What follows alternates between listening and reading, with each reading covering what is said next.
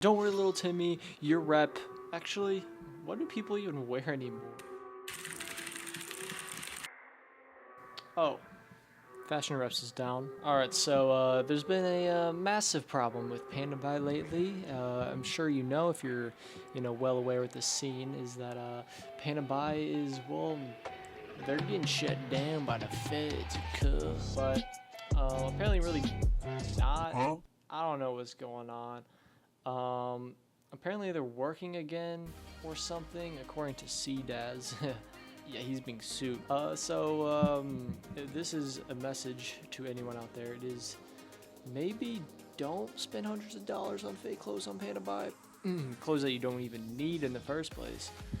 But what I'm just gonna say is, I don't condone anything, but different agents are gonna be better.